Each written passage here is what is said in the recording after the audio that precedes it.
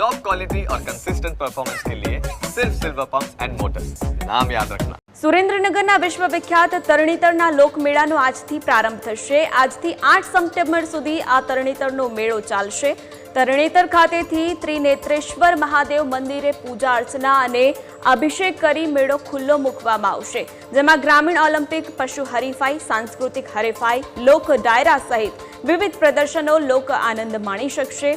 તો પ્રવાસન મંત્રી અને પાણી પુરવઠા મંત્રી કુંવરજી બાવળિયા, સાંસદ અને ધારાસભ્યોની હાજરીમાં મેળાનો પ્રારંભ થશે।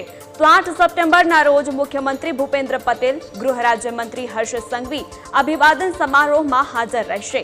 તરણેતરનો મેળો ગુજરાતનો સૌથી મોટો મેળો કહેવાય છે। સુરેન્દ્રનગરના ચોટીલાના તરણેતર ગામનો યોજાતો તરણેતરનો મેળો ગુજરાતની લોક સંસ્કૃતિને ઉજાગર કરે છે।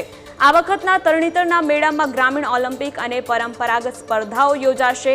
આ મેળામાં શ્રેષ્ઠ ઓલાદના પશુઓ આકર્ષણનું કેન્દ્ર બનશે। જિલ્લા પોલીસ દ્વારા જે તરણેતર તરફ આવતા તમામ જે રસ્તાઓ છે એ રસ્તાઓ પર ટ્રાફિક નિયમન માટેની વ્યવસ્થા કરવામાં આવેલી છે। મેળાના અંદરના ભાગે તમામ લોકો પરિવાર સાથે સુરક્ષિત રીતે ફરી શકે તે માટે પૂરતો બંદોબસ્ત ગોઠવવામાં આવેલો છે। મંદિર પરિસરની અંદર પણ કોઈ પણ ભીડભાડ વગર મહિલા અને પુરુષો અલગ અલગ દ્વારથી પ્રવેશ કરી અને દર્શન કરે એ પ્રકારની વ્યવસ્થા કરવામાં આવેલી છે। સીસીટીવીથી સર્વેલન્સ ગોઠવવામાં આવેલું છે।